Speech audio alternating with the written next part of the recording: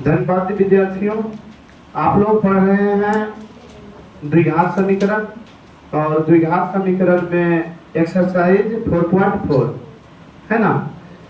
केसी सिन्हा के इस बुक में आप लोग को जो इस क्लास में आज के क्लास में बताएंगे वो है क्षेत्रमिति पर आधारित प्रश्न। कथनों से संबंधित है, जटिलताएं तो है ना, लेकिन आसान भी है। आसान इसलिए है कि अगर आप समझ जाते हैं, अच्छी तरह से समझ जाते हैं, तो इसमें फार्मूला जो है, फार्मूला इसमें विशेष फार्मूला का प्रयोग नहीं होता है। ऐसे चैप्टर में, ऐसे अध्याय में सिर्फ जो एक दो फार्मूला लिखाए हैं द्विघात समीकरण से संबंधित, उसी का प्रयोग होता है। और आंसर का सत्यापन आसान है, यानी आप कंफर्म हो जाते हैं कि मेरा आंसर सही है या गलत है। और सामान्य विद्यार्थियों के लिए कठिन है, तो जो विद्यार्थी थोड़ा सा भी ठीक ठाक है तो आप परीक्षा में अच्छे नंबर लाना चाहते हैं, तो निश्चित रूप से इन प्रश्नों को हल करके, इन प्रश्नों को समझ करके आप अच्छे नंबर जो है, अच्छे अंक ला सकते हैं। चलिए प्रश्न बनाते हैं सीधा। 26 नंबर तक आप लोगों को बताए थे, 27 नंबर आप लोग को बताना है ना। तो 27 नंबर में क्या है, प्रश्न को पहले पढ़िए। अगर प्रश्न जो है आप पढ़िए प्रश्न, अगर प्रश्न पर जो है ध्यान दीजिए तो आपको पता चलेगा।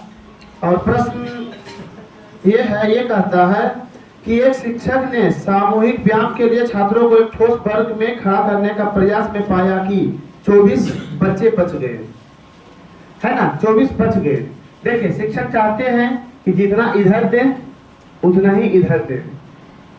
विद्यार्थियों की संख्या को गोला से निरूपित किए हैं, तो चाह रहे हैं कि जितना इधर दें उतना इधर दें। तो इस तरह से खड़ा किए, पूरे विद्यार्थी हैं, इन सभी में विद्यार्थी है, तो कितना बच गया, शेष रह गया 24। क्या कोई दिक्कत? परंतु जब उन्होंने फिर प्रयास किए क्या कि वर्ग को एक छात्र से बढ़ा दिया गया, जितना छात्र यहाँ था इसमें जो है +1 कर दिया गया।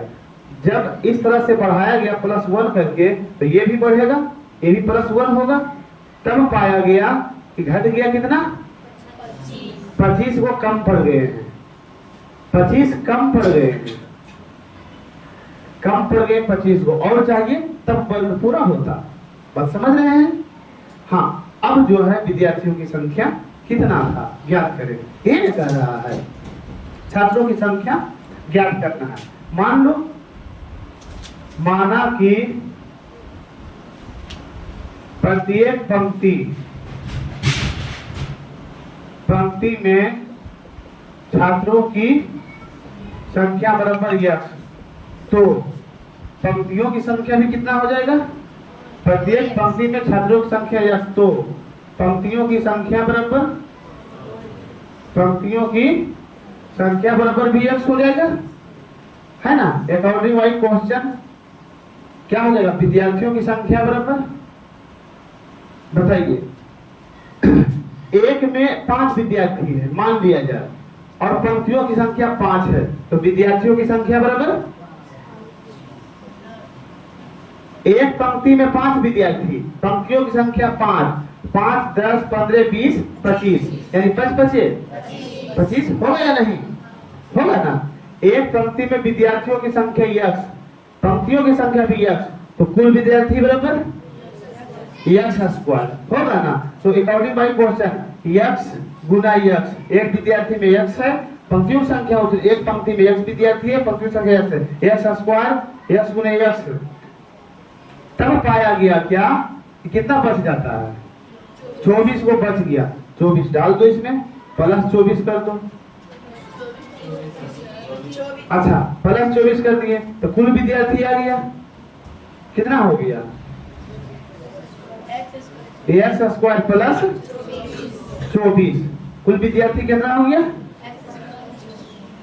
तो एक अगले क्वेश्चन लिख दीजिए यहाँ पर, कुल विद्यार्थी बराबर x² +24, जब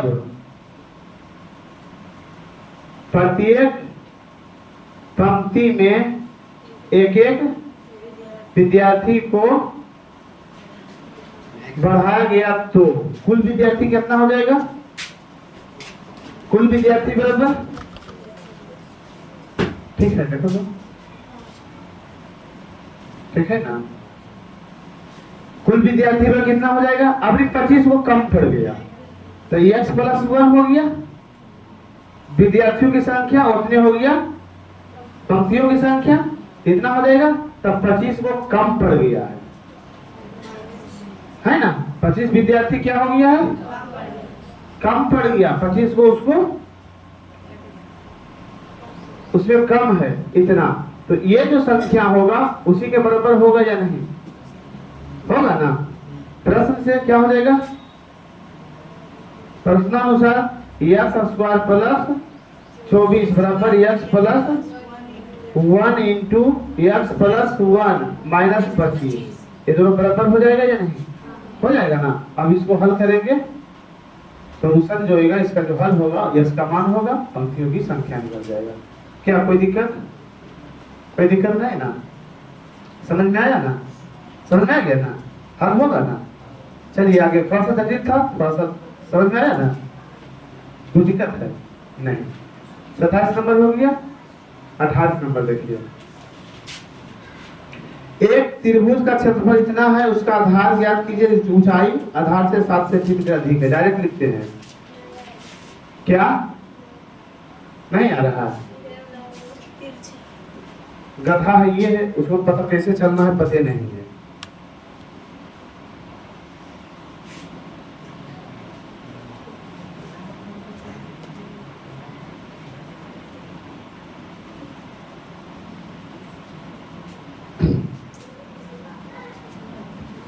हाँ, इसका a बराबर कितना दिया हुआ बोलिए आप लोग, कितना है, 30 cm स्क्वायर है। उसके बाद क्या कह रहा है,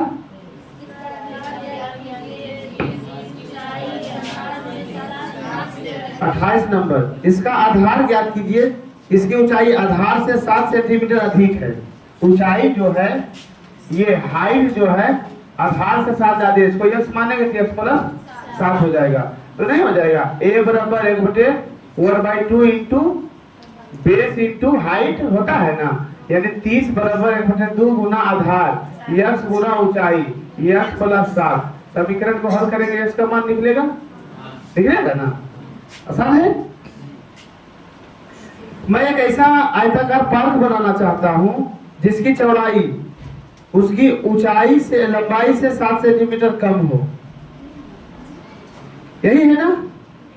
और 29 नंबर कर रहा है कि क्या एक ऐसी आम की बगीचा बनाना संभव है जिसकी लंबाई चौड़ाई से दुगनी है, क्षेत्रफल 800 मीटर स्क्वायर हो, यदि हो तो उसका लंबाई चौड़ाई ज्ञात करें। लंबाई चौड़ाई से दुगनी है, माना कि लंबाई चौड़ाई बराबर x, तो लंबाई कितना हो जाएगा 2x है ना।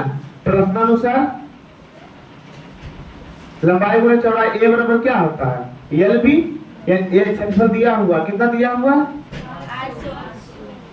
800 बराबर एल, 2x इंटू x, संभव है, 2 चौका 8, x स्क्वायर बराबर 400, x बराबर 20, चौरासी हो गया 20, इसीलिए लंबाई बराबर कितना हो जाएगा 20 का 20 गुना 40। कोई दिक्कत, hello hello hello hello hello, चलिए ठीक है। अगला प्रश्न देखिए, मैं एक ऐसा आयताकार पार्क बनाना चाहता हूं, हेलो कोई अंतर किया है,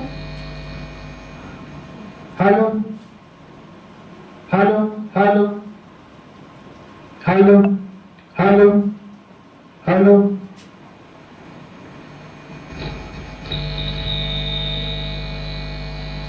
hello hello hello hello hello hello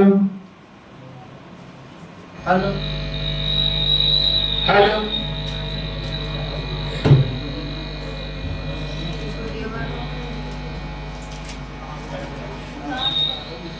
hello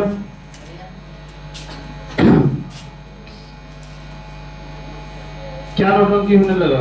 hello hello hello hello hello hello hello hello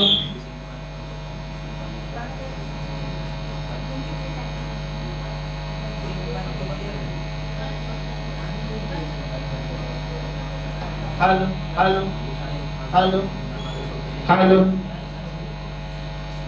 hello hello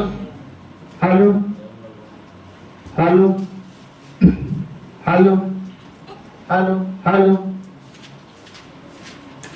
चलिए देखिए आगे। मैं एक ऐसा आयताकार पार्क बनाना चाहता हूँ जिसकी चौड़ाई लंबाई से 3 सेंटीमीटर कम हो। लंबाई से 3 सेंटीमीटर कम हो।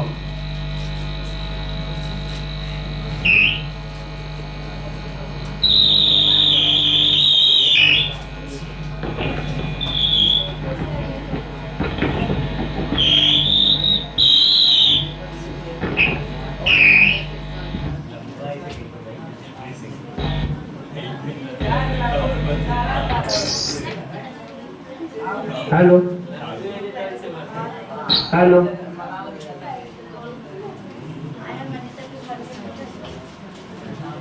Hello hello hello hello hello hello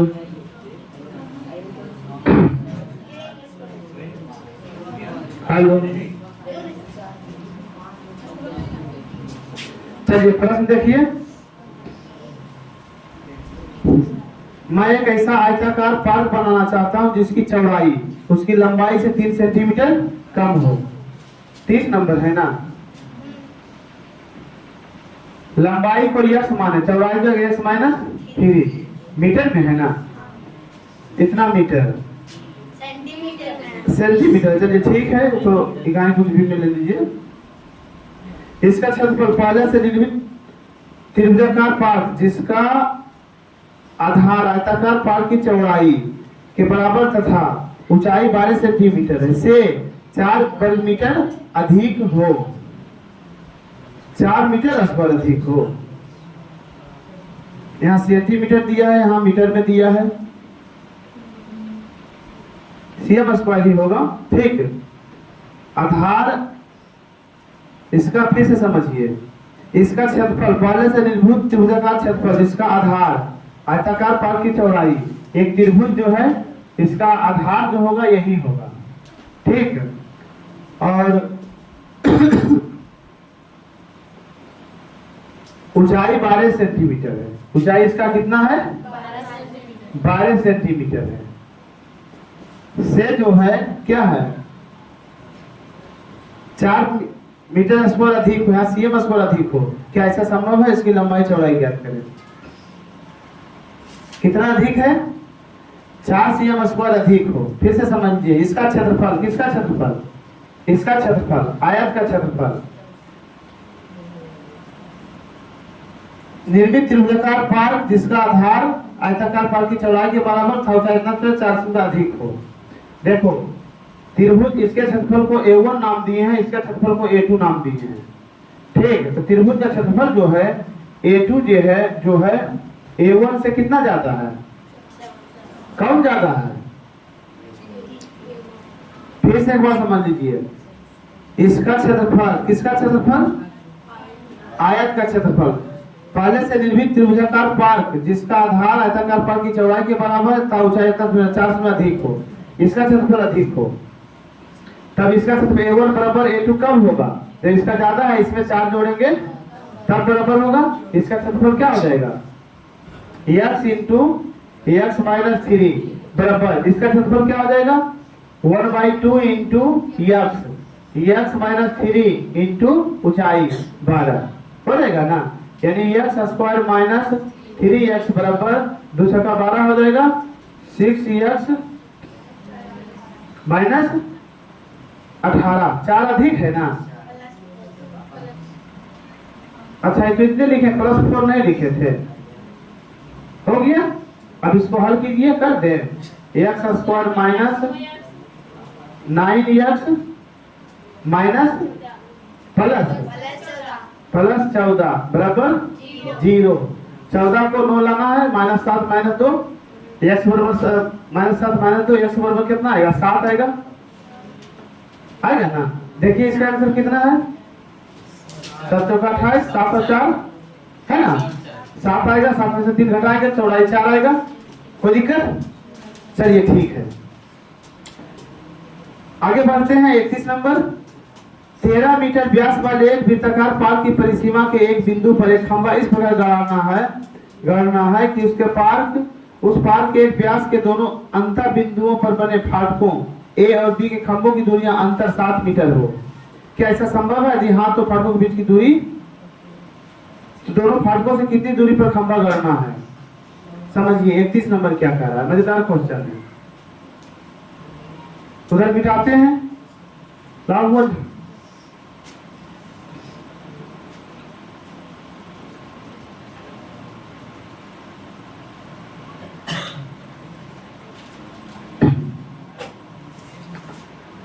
देखिए सबसे पहले वृत्ताकार की बात कर रहा है। इंग्लाव प्रिया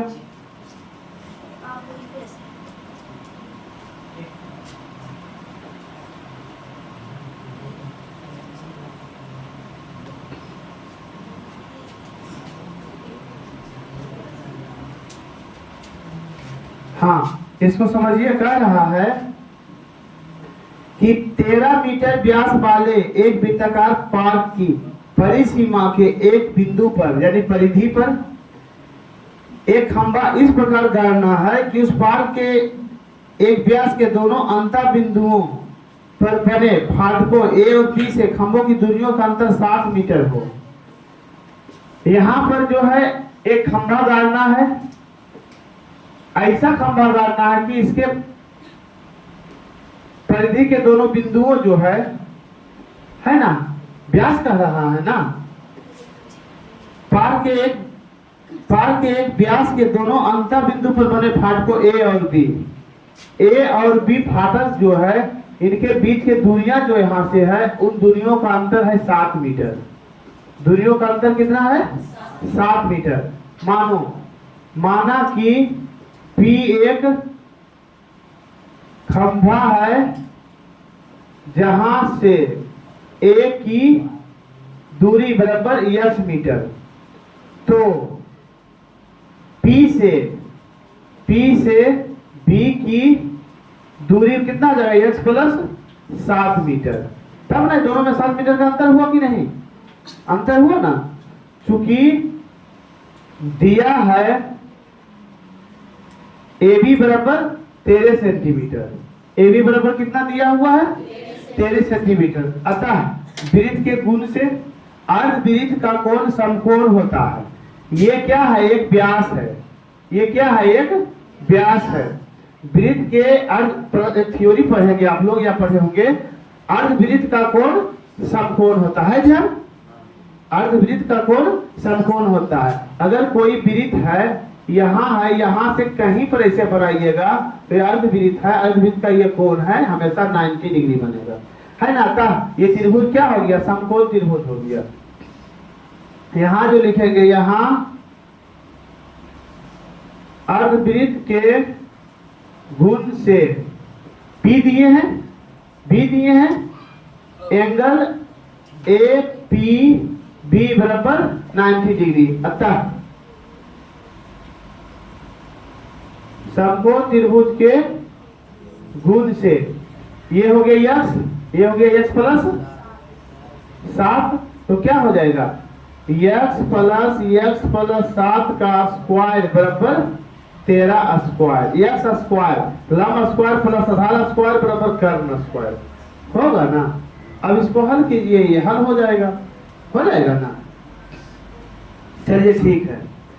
कह रहा है क्या निम्न स्थिति संभव है? यदि हाँ तो उनका वर्तमान उम्र बताएं। किनका? एक माँ अपने बेटे की उम्रों का जोड़ 20 वर्ष है। 4 वर्ष पहले उनकी उम्रों का गुणनफल 48 था। माना कि, है ना, माँ की आयु बराबर x वर्ष। माना कि माँ की आयु बराबर यक्स वर्ष, तो बेटे है ना, बेटे की आयु, दोनों के आयु का जोगफल कितना दिया हुआ है? बेटी है, चलो बेटी है मान लिया जाए, बेटी की आयु बराबर कितना हो जाएगा? दोनों का जोगफल कितना दिया हुआ है? दोनों का जोगफल दिया हुआ 20, एक का उम्र है 17, तो दूसरा का कितना होगा? 3, 20 माइनस 17, एक का उम्र है यक्स, तो बेटी का कितना हो जाएगा? 20 minus x. According by question कितने वर्ष पहले कह रहा है?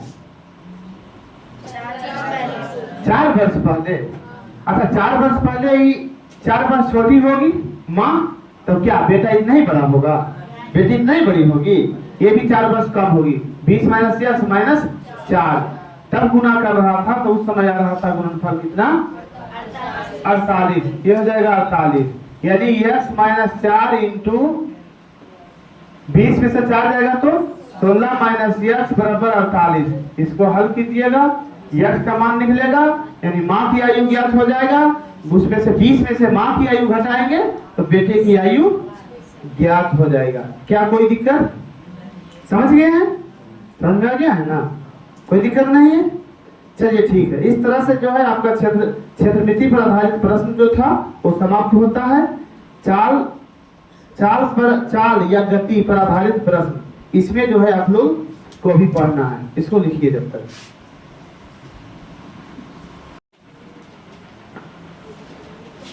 अभी आप लोग पढ़ रहे थे क्षेत्रमिति पर आधारित प्रश्न, है ना? जो जिस टॉपिक पर अभी चर्चा होगी, ये टॉपिक है चाल यानी गति पर आधारित प्रश्न। इसका पहला हिसाब ध्यान से समझिए, 33 नंबर है ना। क्वेश्चन को 4-5 बार अच्छी तरह से पढ़िए। ऐसे प्रश्नों को हल करने का जो विधि है, क्वेश्चन को तब तक पढ़ते रहिए जब तक कि क्वेश्चन का भाव आपके मन में नहीं आ जाए। अच्छी तरह से जब भाव समझ में आ जाएगा, आप निश्चित रूप से इसे समीकरण में बदल दीजिएगा। जब समीकरण में बदल जाएगा तो इसे समझना बनाना आसान हो जाएगा। देखिए सही बच्चे, एक वो है स्वतंत्र खड़ा दो, तू बहुत पिटाएगा, तो खूब पीटेगा दोनों को। एक ट्रेन 90 किलोमीटर की दूरी समरूप चाल से तय करती है। यदि चाल 15 किलोमीटर प्रति घंटा अधिक होता तो यात्रा में जो है 30 मिनट कम समय लगता। ट्रेन की मूल चाल क्या है? माना कि मूल चाल बराबर यक्स किलोमीटर प्रति घंटा, तो 90 किलोमीटर जाने में लगा समय कितना हो जाएगा? समय बराबर क्या होता है? दूरी बटा चाल। दूरी कितना है? 90 बटा चाल कितना है? यक्स। जब चाल कितना हो, कितना अधिक होता? 15 किलोमीटर प्रति घंटा अधिक। जब चाल यक्स प्लस 15 किलोमीटर होता तो समय कितना लगता? इसको T1 कर दो, T2। समय कितना लगता? तो समय बराबर क्या हो जाएगा? 90 बटा x plus 15। According by question 90 बटा यक्स और 90 बटा यक्स प्लस 15 दोनों बराबर होगा। चलिए बढ़ा, समय घटेगा, समय घटेगा, यानी ये छोटा है। कितना का अंतर है? आधा घंटा। आधा घंटा कम लगता है, आधा घंटा ही छोटा है। आधा घंटा मतलब 1/2 घंटा, तब हो जाएगा बराबर। क्या हो जाएगा? बराबर। अब इसको हल हो जाएगा ना? 1/x बराबर कुछ मानेंगे या तो ऐसे ही कोना को एलसीएम निकाल के इधर एक तरफ ला के गुना करेंगे तो हल हो जाएगा? नहीं होगा। 90 बटा x माइनस 90 बटा x प्लस 15 बराबर 1/2। एलसीएम लेंगे, बाकी जो प्रोसेस है जोड़ घटाव का उसको करेंगे, हल हो जाएगा, है ना। चलिए 34 नंबर देखिए, ध्यान से समझिए। एक हवाई जहाज अपने निर्धारित समय से 30 मिनट देर से उड़ान भरता है। तथा 1500 किलोमीटर की दूरी निर्धारित समय में तय करने के लिए उसे अपनी चाल को 250 किलोमीटर प्रति घंटे बढ़ानी पड़ती है। वास्तविक चाल क्या है? वास्तविक चाल यक्स है, तो 15 किलोमीटर जाने में लगा समय बराबर 1500 बटा यक्स। जब आधा घंटा लेट करता है ना, यानी आधा घंटा कम होता है, तब हो जाएगा 1500 बटा यक्स प्लस 250।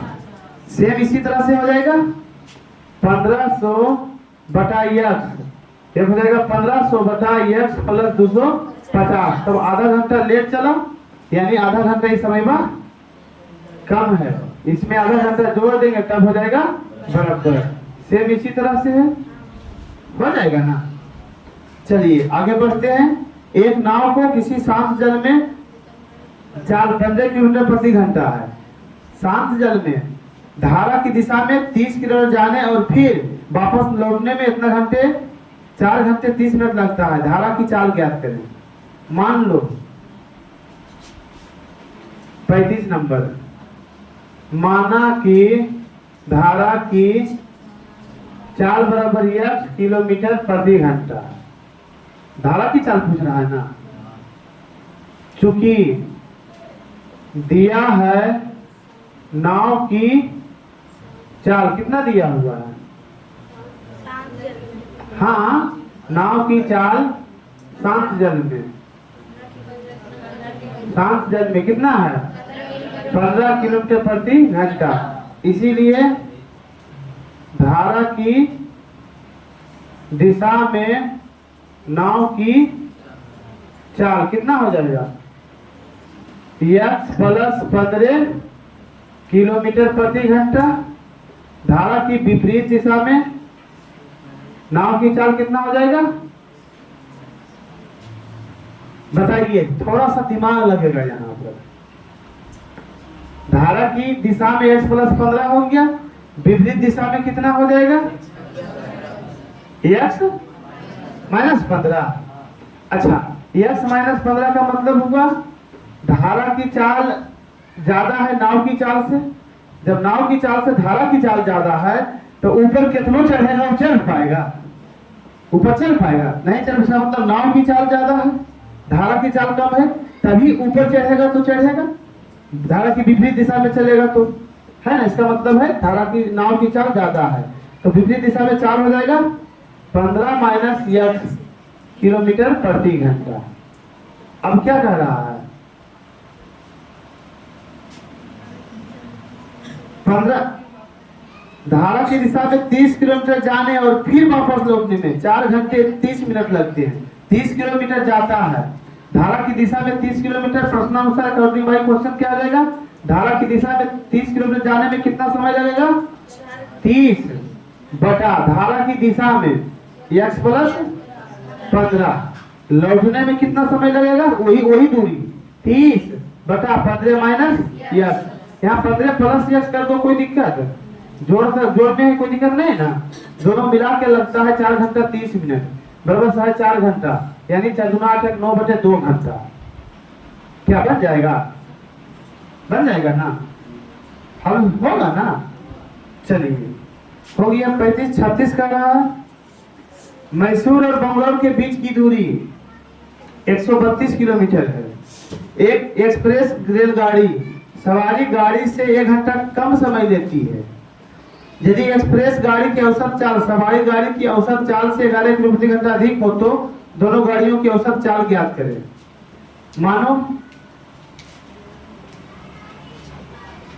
माना कि सवारी गाड़ी की चाल बराबर x किलोमीटर प्रति घंटा, तो एक्सप्रेस है ना, एक्सप्रेस रेलगाड़ी की चाल कितना हो जाएगा? इससे कितना ज्यादा है? 11 किलोमीटर प्रति घंटा अधिक है, हो जाएगा x प्लस 11। उसके बाद क्या 132 किलो यात्रा करने में अकॉर्डिंग बाय क्वेश्चन डायरेक्ट लिखते हैं। इसको जो है 132 किलोमीटर जाने में कितना समय लगेगा? 132 बटा x समय बराबर दूरी बटा 4। इसको जो है 132 किलोमीटर जाने में कितना समय लगेगा? 132 बटा x प्लस, इसको कम समय लगा है। कितना कम समय लगा है? 1 घंटा। इसमें एक जोड़ेंगे तो हो जाएगा बराबर, बन जाएगा। अब बाकी इसको हल करना है, हल करना छोड़ दिए हैं, है ना? आप लोग हल कर लीजिएगा। आगे बढ़ते हैं। अब है उम्रों पर आधारित प्रश्न। उम्रों पर आधारित प्रश्न 37 नंबर। आसान है। रावण की 3 वर्ष पहले की उम्र और 5 वर्ष बाद की उम्र का व्युत्क्रमों का योगफल मिटाया हुआ है, उसकी वर्तमान उम्र ज्ञात करें। किसी के किताब में छपा हुआ है 1/3 है, यहाँ मिटाया। और किसी के बुक में मिटाया हुआ है? सभी मिटाया हुआ है 1/3। अच्छा ठीक है। रावण के 3 वर्ष पहले की आयु और 5 वर्ष की आयु का उम्रों का योगफल, जो व्युत्क्रमों का योगफल जो 1/3 है। माना कि रहमान है कि रहमान है, रहमान की वर्तमान आयु बराबर x वर्ष। तो x वर्ष वर्तमान x मान लिए। अकॉर्डिंग बाई क्वेश्चन डायरेक्ट कर देते हैं। 3 वर्ष पहले, 3 वर्ष पहले क्या होगा? x minus 3। 5 वर्ष बाद x प्लस 5, उसका व्युत्क्रम कितना हो जाएगा? 1 बटा x माइनस 3। 5 वर्ष बाद 1 बटा x प्लस 5 के उम्रों का योगफल 1/3 है। अब इसको हल करना है, होगा ना? फिर से समझिए, वर्तमान आयु यश माने हैं तो 3 वर्ष पहले की आयु x+3 हो जाएगा, व्युत्क्रम हो जाएगा 1 बटा x माइनस 3 हो जाएगा। वर्तमान आयु यश है, 5 वर्ष बाद की आयु x प्लस 5 हो जाएगा, उसका व्युत्क्रम हो जाएगा 1 बटा x प्लस 5 बराबर हो जाएगा 1/3। इसको हल करेंगे, है ना? 38 नंबर देखिए। पिता एवं पुत्र की उम्रों का योगफल 35 वर्ष है। उनके उम्रों के गुणनफल 150 है। उनकी उम्र ज्ञात कीजिए। पिता के मान लो, आसान है ना? छोड़ देते हैं, बिल्कुल छोड़ देते हैं, हिंट कर देते हैं मौखिक। पिता की आयु बराबर x वर्ष, तो पुत्र की आयु बराबर 35 minus x। According by question क्या हो जाएगा? x इंटू 35 माइनस x बराबर 150 बन जाएगा। चलिए इसको सोल्व कीजिए। तो या तो उतारिए 2 मिनट। हाँ सर।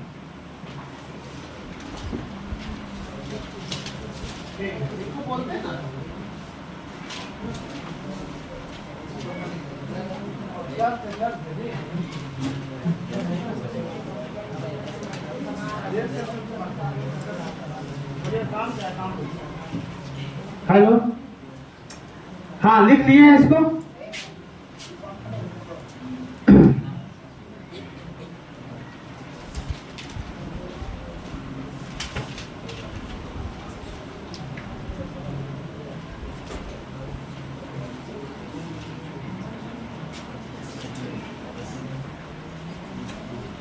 चलिए आगे समझिए। कितना नंबर बताए हैं? 38। 39 नंबर देखिए। यदि एक लड़के और उसके पिता की उम्र मिलाकर जो है 24 वर्ष है, उनकी उम्रों का गुणनफल का चौथाई भाग लड़के की उम्र से 9 वर्ष अधिक है, उनकी उम्र ज्ञात कीजिए। माना कि लड़के की आयु बराबर x वर्ष।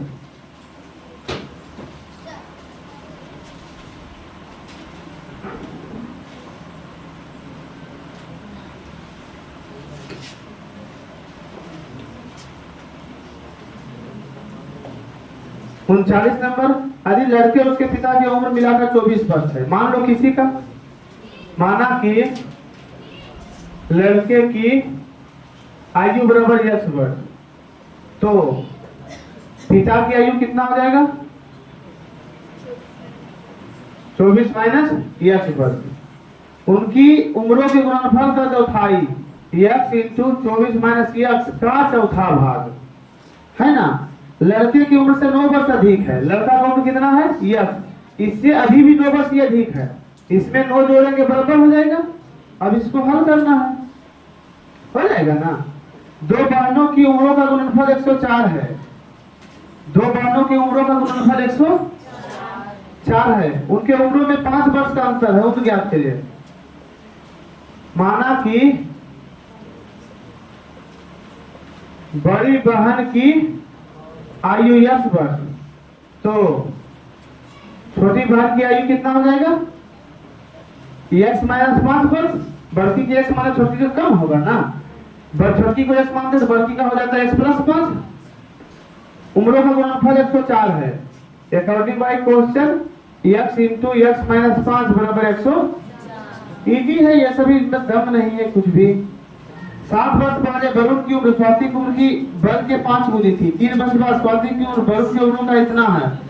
देखिएगा बना के अपने से, है ना, थोड़ा सा दिमाग लगा के बनाइएगा, निश्चित रूप से बनेगा।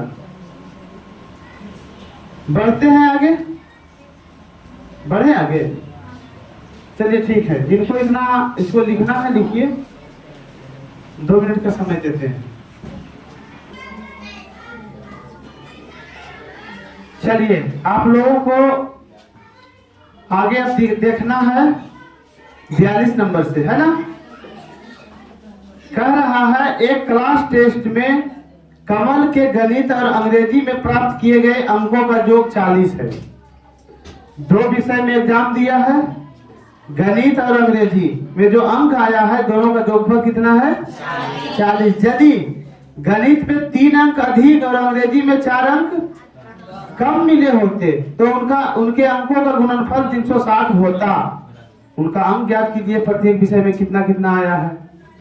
माना कि गणित में प्राप्त अंकों की संख्या बराबर क्या है? यस।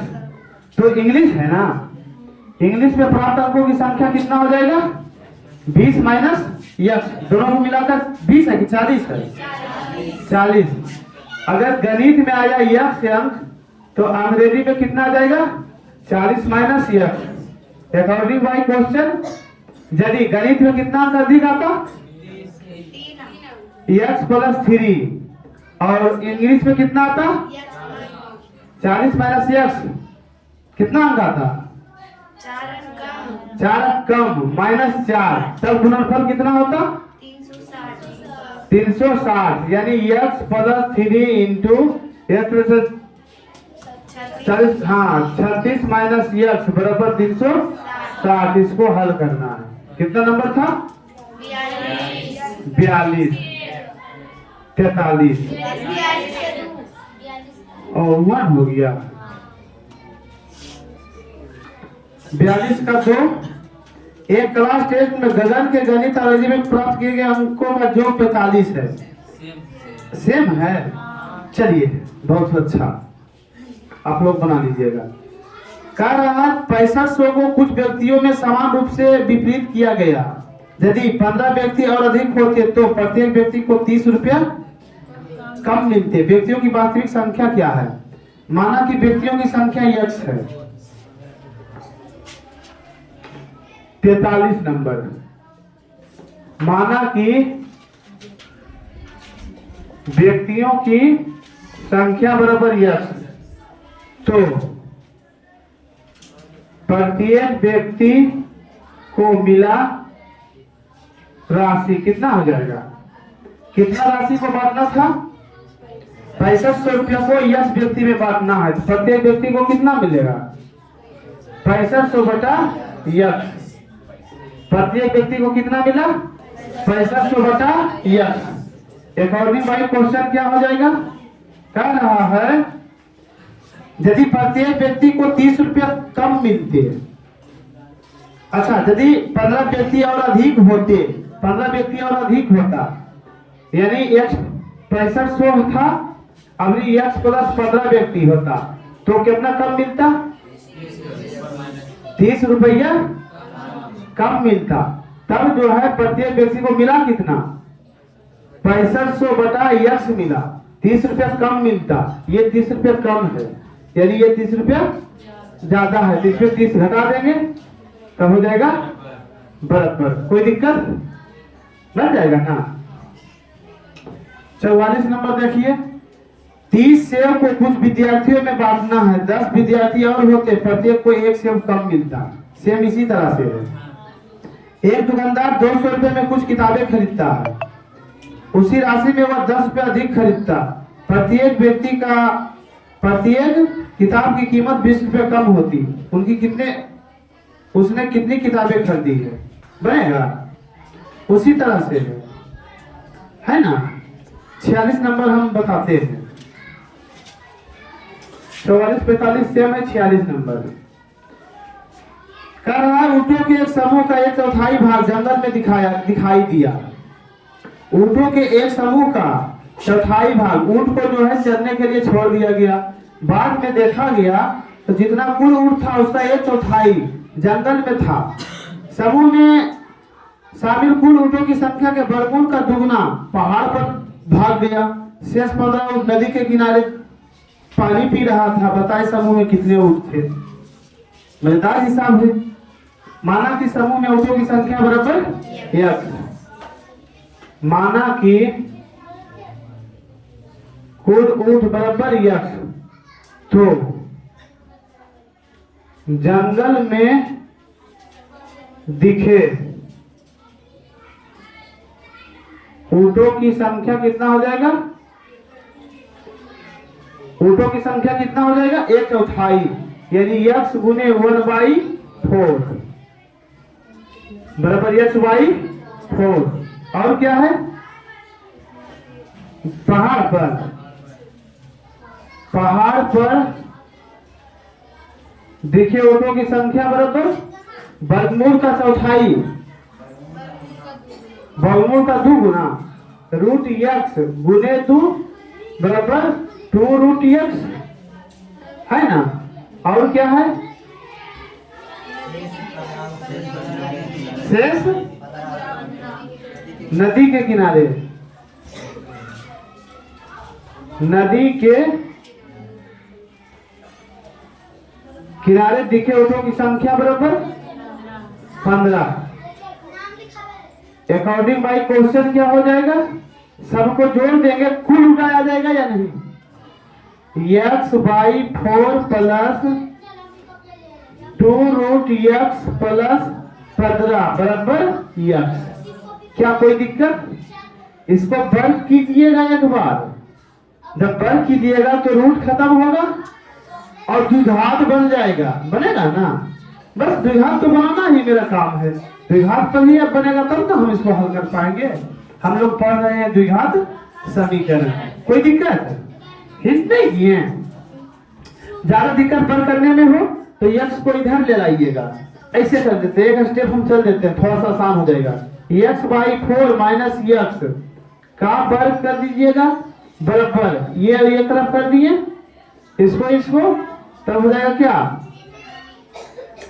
ये दोनों उधर कर दीजिए, माइनस यानी 2√x और प्लस हो जाएगा 15, हो जाएगा ना। इसको वर्ग कीजिएगा तो बराबरी होगा। देखिए होगा उधर जाके माइनस में, होगा ना। अब माइनस को कॉमन लेके वर्ग करेंगे तो माइनस माइनस प्लस हो जाएगा या नहीं? नहीं होगा, होगा या नहीं? माइनस को उधर ले जाके वर्ग करेंगे, उधर जाएगा दोनों माइनस में। अब दोनों माइनस बाहर निकाल के वर्ग करेंगे तो माइनस में प्लस हो जाएगा। इतना लिखे या माइनस लिखे, कोई दिक्कत नहीं। इसको वर्ग कीजिएगा, द्विघात समीकरण बनेगा, फिर आपका आंसर तैयार। 47 नंबर देखिए। पर्यटकों के एक दल ने 200 रुपया होटल का एक कमरा लिया। क्या? अच्छा, 1200 रुपया होटल का एक कमरा लिया। 3 सदस्य कुछ भी देने में असफल रहे। इसके फलस्वरूप दूसरे सदस्य में से प्रत्येक को 20 रुपये अधिक देने पड़े। दल में कितने पर्यटक थे? माना कि दल में पर्यटकों की संख्या बराबर x। माना कि पर्यटकों में दलों में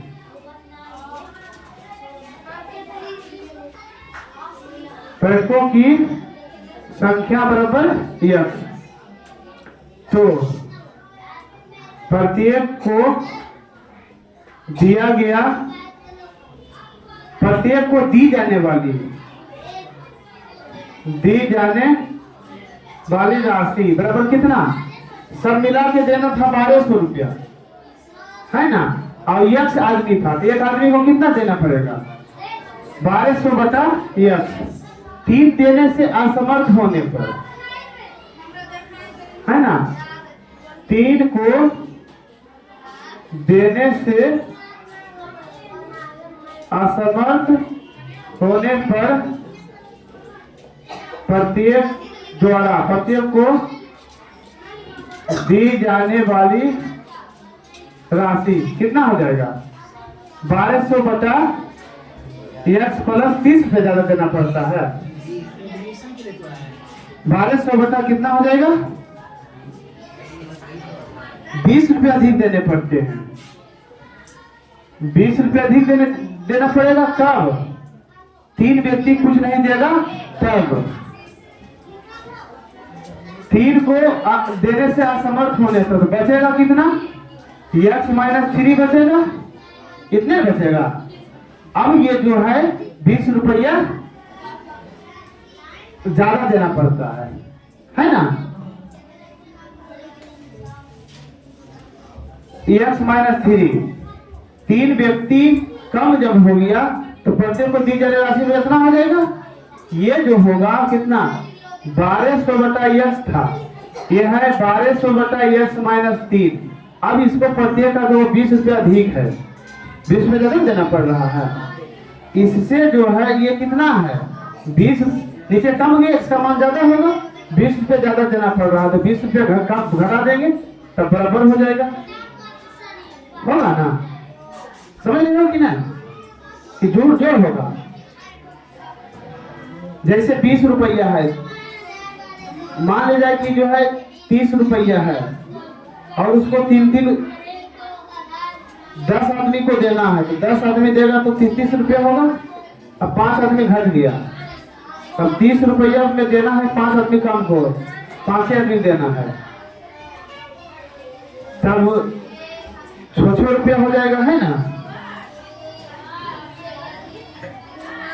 जोड़ होगा यहाँ, होगा ना, तब इसके बराबर होगा 10 दिया 30, 5 छक्का 30, घटाओ ठीक तो है, घटाओ ये होगा। तो नंबर था 47, 48 नंबर देखो, थोड़ा सा दिमाग लगाना है। एक वो है उधर हल्ला हो रहा, हल्ला शांत करो, पहले जो बोलो तो जो हल्ला कर रहा है उसको पिटाओगे। देखिए सर हल्ला कर रहे हैं बाहर में, इधर रिकॉर्डिंग हो रहा है, हल्ला आवाज आ रहा है इधर। 48 नंबर ध्यान से समझो। 2 पानी के नल एक साथ हाउस को 6 मिनट में भर सकते हैं, आराम से समझिए एकदम। 2 पानी के नल एक साथ हाउस को 6 मिनट में भर सकते हैं। यदि एक नल दूसरे नल से हाउस भरने में 5 मिनट अधिक समय लेता है, दोनों नल अलग अलग कितनी देर में पानी को भर सकेंगे। ए और बी 2 नल है, मान लिया जाए। कितना नंबर था, 48 नंबर। माना कि ए नल को हाउस भरने में लगा समय बराबर 10 मिनट, तो बी को दोनों मिला के कितना देर में भर देता है, 6 मिनट में भर देता है। बी नल को हाउस भरने में लगा समय कितना लगेगा, 6 माइनस 1 लगेगा ना। दोनों मिलकर जो है 6 मिनट में भरता है। ए नल को लगा 10 मिनट, गलती है ना, गलत है। ए नल को हाउस भरने में लगा 10 मिनट,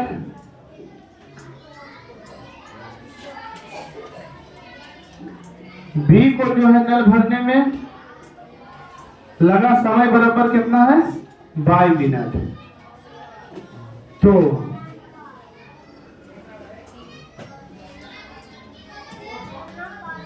ए द्वारा 1 मिनट में भरा गया भाग 1/x भाग, है ना। बी द्वारा 1 मिनट में भरा गया 1/y भाग, दोनों द्वारा 1 मिनट में भरा गया 1/x प्लस 1/y। 1 मिनट में इतना भरता है, पूरा भरने में 6 मिनट लगता है, इसीलिए 6 मिनट में भरा भाग 1/x प्लस 1/y इंटू 6, इतना भाग दोनों मिलकर भरता है।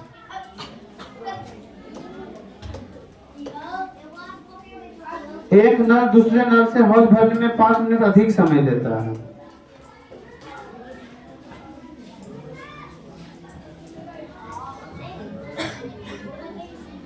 गलती मान लिया, ए नल को भरने लगा समय 10 मिनट, तो बी नल को भरने में लगा समय बराबर x प्लस 6 मिनट, है ना। 5 मिनट अधिक कर रहा है, 1 मिनट इतना तो हो जाएगा x प्लस 6, हो जाएगा x प्लस 6,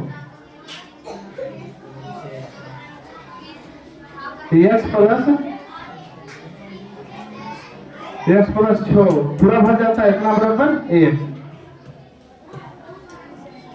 इतना। अर्थात अकॉर्डिंग वाई क्वेश्चन क्या है, 1/x प्लस 1/x प्लस 6, है ना। अब दोनों मिलके भरता है बराबर 1, यानी पूरा पूरी भाग भर गया। चलो इसको उतारो। 49 नंबर भी इसी तरह से बन जाएगा, 50 नंबर भी इसी तरह से बन जाएगा। फिर से इसको समझिए, ए नल को जो है भरने में 1 समय लगता है, 6 मिनट इसको ज्यादा लग रहा है, ये देगा x प्लस 6। ए द्वारा 1 मिनट में भरा गया भाग x भाग हो जाएगा, बी द्वारा 1 मिनट में भरा गया 1/x प्लस 6 हो जाएगा, दोनों द्वारा 1 मिनट में भरा गया भाग x प्लस 6 हो जाएगा। 6 मिनट में पूरा भरता है, 6 से गुणा करेंगे पूरा भर गया, अर्थात इतना करेंगे तो 1 का मतलब पूरा पूरी भर गया, है ना। अगर दिक्कत होगा इसमें थोड़ा सा अगले क्लास में समझा देंगे, फिर से बनाइएगा, बन जाएगा जब तक।